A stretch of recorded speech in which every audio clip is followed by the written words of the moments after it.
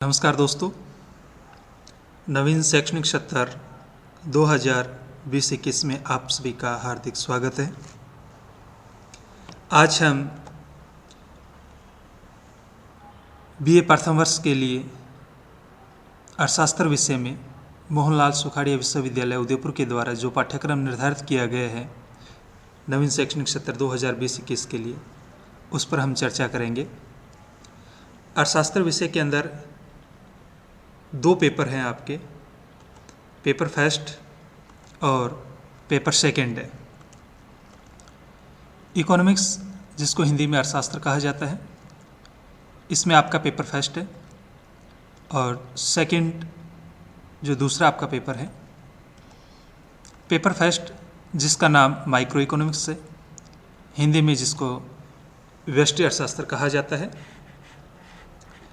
और सेकंड जो पेपर है जिसका जो नाम है इंडियन इकोनॉमिक एनवायरनमेंट है और हिंदी में जिसको भारतीय आर्थिक पर्यावरण कहा जाता है। तो इस प्रकार से इकोनॉमिक्स के अंदर आपके दो पेपर होंगे, पेपर फर्स्ट और पेपर सेकंड। पेपर फर्स्ट का नाम होगा व्यष्टि अर्थशास्त्र और पेपर सेकंड है जिसका नाम है भारतीय आर्थिक पर्यावरण। अब हम जो पेपर फर्स्ट है माइक्रो इकोनॉमिक्स है, उसके सिलेबस पर हम डिस्कशन करेंगे।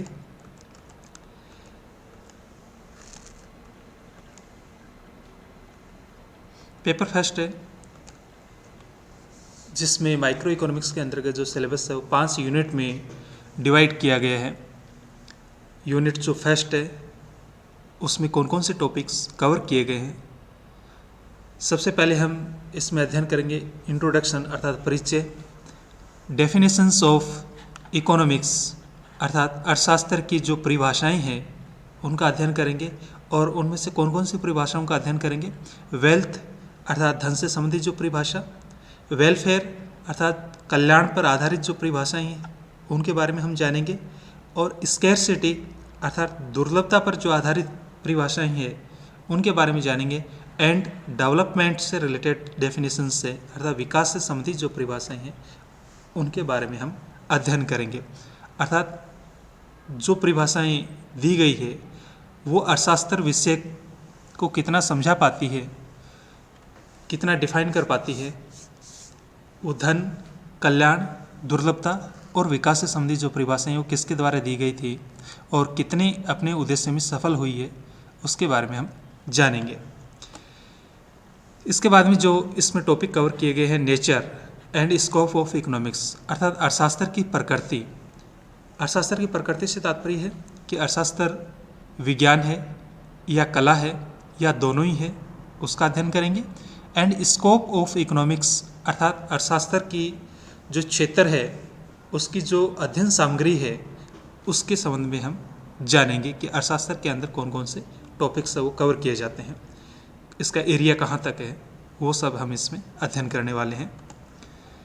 इसके अतिरिक्त जो इस यूनिट फर्स्ट में हम पढ़ेंगे मेथड्स ऑफ स्टडी इकोनॉमिक्स अर्थात अर्थशास्त्र की जो अध्ययन की विधियां हैं वो हम जानेंगे, और उसमें से जो मुख्य जो विधि है आपकी इंडक्टिव एंड डिडक्टिव मेथड्स है।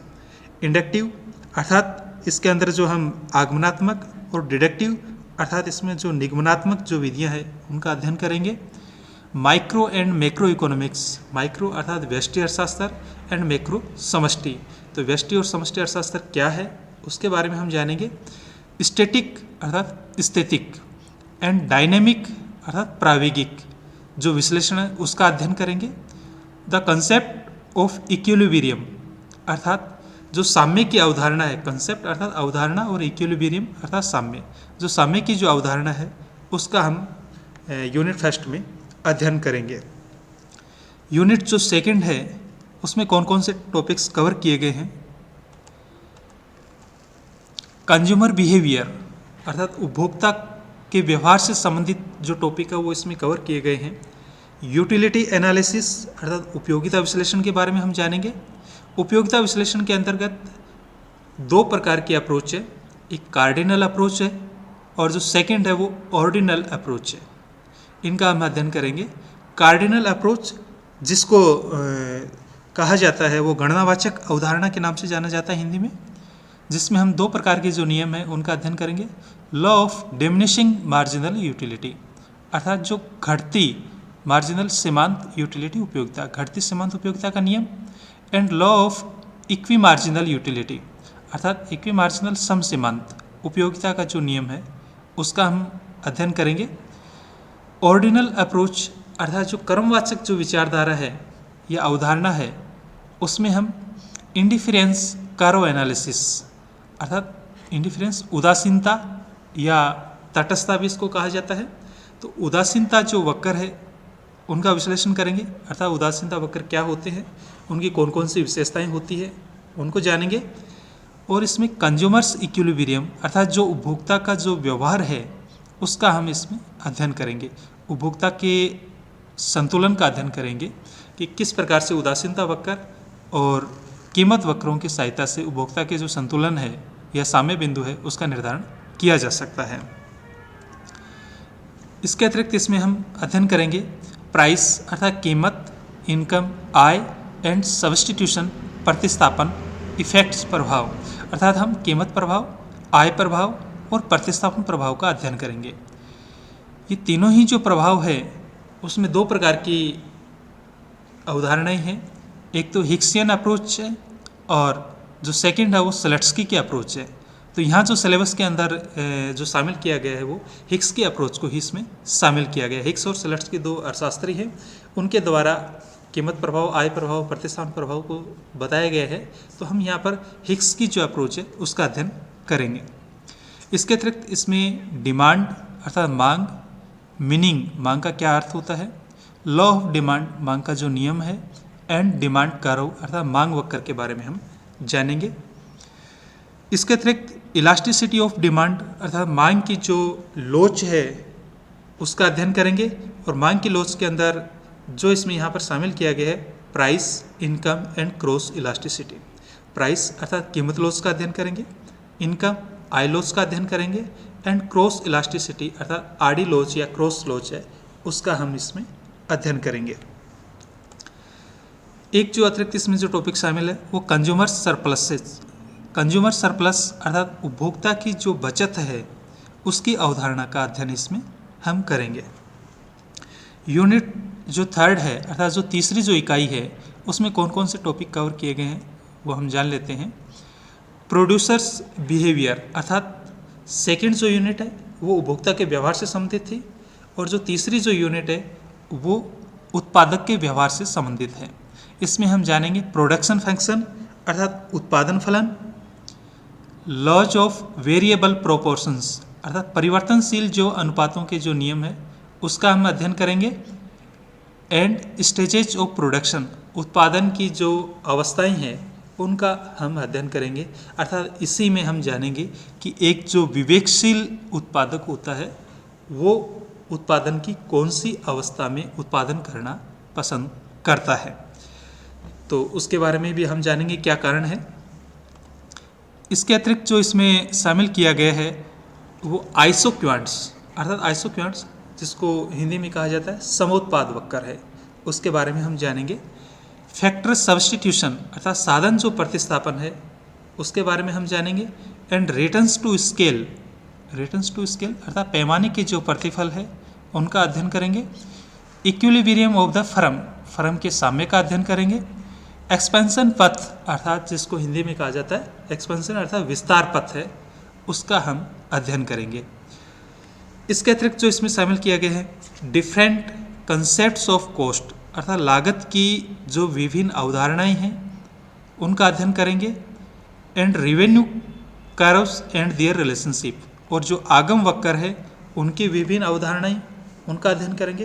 अर्थात कौन कौन सी लागत होती है उनके बारे में हम जानेंगे, इसी प्रकार से कौन कौन सी आगम होती है उनके संबंध में हम जानेंगे, और लागत और आगम के मध्य क्या संबंध होता है, रिलेशनशिप संबंध होता है देयर उनके बीच में, तो उनका हम अध्ययन करेंगे। इकाई तीसरी इकाई के अंदर हम अध्ययन करेंगे। इसके बाद में जो फोर्थ यूनिट है उसमें कौन कौन से टॉपिक कवर किए गए हैं वो भी जान लेते हैं हम। फोर्थ जो यूनिट है उसमें हम market forms and commodity price determination, अर्थात वस्तु की कीमत का डिटर्मिनेशन निर्धारण किस प्रकार से किया जाता है, और मार्केट फॉर्म्स बाजार के जो स्वरूप है उनके बारे में हम जानेंगे। टाइप्स ऑफ मार्केट्स, बाजार के कौन कौन से प्रकार होते हैं उनका हम अध्ययन करेंगे। परफेक्ट कंपटीशन अर्थात परफेक्ट पूर्ण प्रतियोगिता है उसका अध्ययन करेंगे।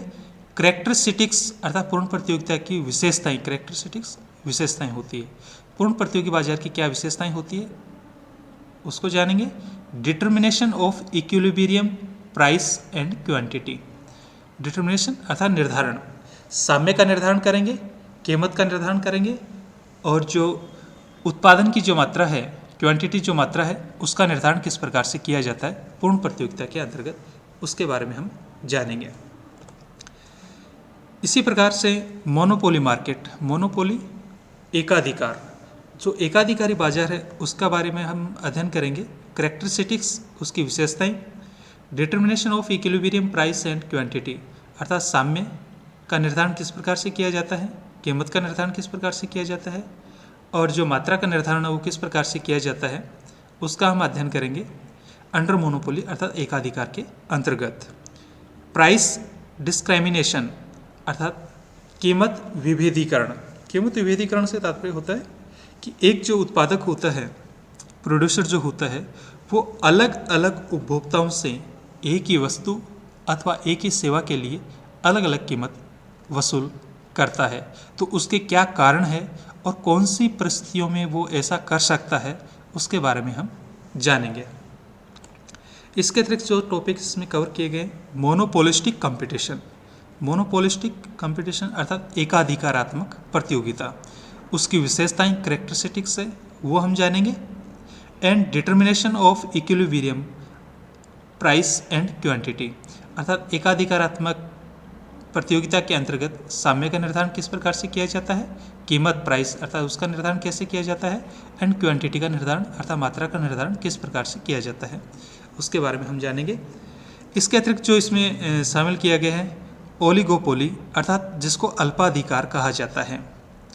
कैरेक्टरिस्टिक्स उसकी विशेषताएं, प्राइस रिजिडिटी अर्थात कीमत कठोरता के बारे में हम जानेंगे। एंड किंक डिमांड कर्व अर्थात किंकित जो मांग वक्र होता है उसके बारे में हम जानेंगे जो पॉल एम स्वीजी के द्वारा दिया गया था। और कार्टेल के बारे में हम जानेंगे कि कार्टेल कब बनाए जाते हैं और कब वो सफल होते हैं। तो जो बाजार से संबंधित जो टॉपिक्स है वो यूनिट 4 में कवर किए गए हैं। वस्तु की कीमत का कैसे निर्धारण किया जाता है, फर्म का साम्य कैसे निर्धारित होता है, उद्योग का साम्य कैसे निर्धारित होता है और किस प्रकार से मात्रा का निर्धारण किया जाता है, वो हम इकाई 4 में जानेंगे। इसके बाद में इकाई जो 5 है अर्थात यूनिट 5 को में कौन कौन से टॉपिक कवर किए गए हैं वो हम जान लेते हैं। डिस्ट्रीब्यूशन थ्योरीज अर्थात वितरण के जो सिद्धांत हैं उनका इसमें अध्ययन किया जाएगा। Marginal productivity theory of distribution अर्थात marginal productivity theory of distribution, marginal सीमांत उत्पादकता, डिस्ट्रीब्यूशन वितरण, तो वितरण के सीमांत उत्पादकता का जो सिद्धांत है उसका हम अध्ययन करेंगे। थ्योरीज ऑफ वेज डिटर्मिनेशन अर्थात मजदूरी का किस प्रकार से निर्धारण किया जाता है उन सिद्धांतों का हम अध्ययन करेंगे, जिसमें 2 सिद्धांत है, subsistence theory and modern theory अर्थात सबसिस्टेंस थ्योरी जीवन निर्वाह का जो सिद्धांत है उसका अध्ययन करेंगे एंड मॉडर्न थ्योरी अर्थात जो आधुनिक जो सिद्धांत है उसका हम अध्ययन करेंगे। तो जो 5वीं जो इकाई है वहाँ पर साधन की कीमतों का निर्धारण किया जाता है। जो उत्पादन के 5 साधन है, भूमि, श्रम, पूंजी, संगठन और साहस, तो उनको किस प्रकार से भुगतान किया जाता है उसका हम इसमें अध्ययन करेंगे। इसके अतिरिक्त इसमें शामिल है थ्योरीज ऑफ रेंट अर्थात लगान का सिद्धांत है, जिसमें रिकार्डो की लगान का सिद्धांत और आधुनिक लगान का जो सिद्धांत है उसका हम अध्ययन करेंगे। थ्योरीज ऑफ इंटरेस्ट अर्थात जो ब्याज के जो सिद्धांत है, ब्याज किसको मिलता है, पूंजीपति को मिलता है, और रेंट किसको मिलता है, भूमिपति या भवन के मालिक को मिलता है। मजदूरी किसको मिलती है, मजदूर को मिलती है। तो ये उत्पादन के जो साधन है उनको किस प्रकार से भुगतान किया जाता है उसके निर्धारण के जो सिद्धांत है वो हम यूनिट 5 में पढ़ेंगे। तो ब्याज के जो सिद्धांत है उसमें क्लासिकल प्रतिष्ठित सिद्धांत, केंजियन सिद्धांत किन्स के द्वारा जो दिया गया है वो सिद्धांत, एंड मॉडर्न थ्योरी अर्थात जो आधुनिक जो सिद्धांत है उसका हम अध्ययन करेंगे जो हिग्स हैंसन के द्वारा दिया गया था। इसके अतिरिक्त थ्योरी जो प्रॉफिट अर्थात जो लाभ के जो सिद्धांत है, साहसी को क्या मिलता है, लाभ मिलता है, तो लाभ का निर्धारण कैसे किया जाता है उसके यहाँ पर जो 3 सिद्धांत है वो कवर किए गए हैं। इनोवेशन अर्थात जो नव परिवर्तन का सिद्धांत है उसका अध्ययन करेंगे जो कि शुम्पेटर के द्वारा दिया गया था। रिस्क का जो सिद्धांत है अर्थात जो जोखिम का जो सिद्धांत है उसका अध्ययन करेंगे।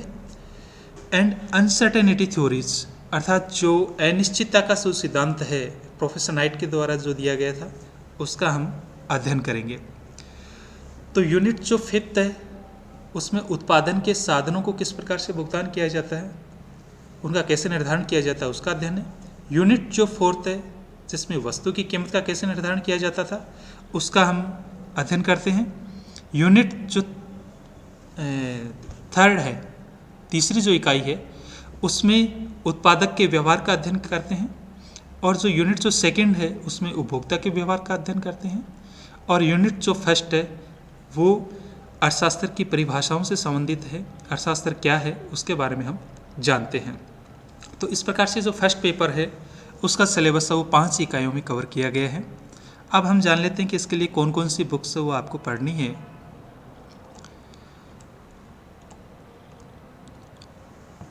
फर्स्ट जो बुक्स है एच वेरियन के नाम से जो दी गई है, इंग्लिश मीडियम के जो स्टूडेंट्स हैं वो ये बुक्स पढ़ सकते हैं माइक्रो इकोनॉमिक एनालिसिस से। इसके अलावा कोर्सेस साइंस से ये बुक्स आपको यहाँ लाइब्रेरी से भी मिल सकती है। मॉडर्न माइक्रो इकोनॉमिक्स वह भी आप पढ़ सकते हैं। इसके अलावा सैमुअल्सन की बुक्स है या एस के मिश्रा एंड वी के पुरी है जो आप लाइब्रेरी से ले सकते हैं। HL आहूजा की जो बुक्स है प्रिंसिपल्स ऑफ माइक्रो इकोनॉमिक्स वह भी आप पढ़ सकते हैं। ML झिंगन की बुक्स है माइक्रो इकोनॉमिक्स से। तो इन दोनों में से जो ML झिंगन और HL आहूजा दोनों में से कोई भी एक बुक आप परचेज कर सकते हैं जिसमें आपके सभी टॉपिक्स वो कवर हो जाते हैं। इसके अतिरिक्त जो हिंदी माध्यम के जो स्टूडेंट्स हैं उनके लिए जो बुक्स है वो लक्ष्मी नारायण नाथुराम का LN नाथुराम का की वेस्टर्न अर्थशास्त्र है, वो बुक्स भी आपको लाइब्रेरी से मिल जाएगी। BL ओझा की जो बुक्स है वेस्टर्न अर्थशास्त्र है, जो आपका सिलेबस है वो सिलेबस के अकॉर्डिंग ये बुक्स लिखी गई है, वो भी आप देख सकते हैं। इसके अतिरिक्त ML झिंगन की वेस्टर्न अर्थशास्त्र की जो बुक्स है वो भी देख सकते हैं। HL आहूजा की है वेस्टर्न अर्थशास्त्र के सिद्धांत है, इसमें भी समस्त टॉपिक्स है वो कवर किए गए हैं। KN वर्मा की जो वेस्टर्न आर्थिक सिद्धांत है उसमें भी टॉपिक्स कवर किए गए हैं, कंप्लीट है। और TR Jain, OP Khanna, VK Ohri की जो बुक्स है वेस्टर्न अर्थशास्त्र है। तो यहाँ पर बुक्स है वो अलग अलग है और अलग अलग बुक्स में अलग अलग टॉपिक्स कवर किए गए हैं। यदि आप आगे भी पढ़ना चाहते हैं, MA इकोनॉमिक्स में करना चाहते हैं, तो आप यहाँ पर HL आहूजा या KN वर्मा और ML झिंगन ये जो 3, 4th और 5th नंबर पर जो बुक्स दी गई है उनमें से कोई भी एक बुक्स है वो आप परचेज कर सकते हैं। धन्यवाद दोस्तों। ये जो फर्स्ट पेपर के अंदर टॉपिक्स कवर किए गए थे उसके संबंध में हमने जाना है। नेक्स्ट जो वीडियो होगा वो पेपर जो 2nd इंडियन इकोनॉमिक एनवायरनमेंट से संबंधित है उसके सिलेबस पर हम चर्चा करेंगे। धन्यवाद।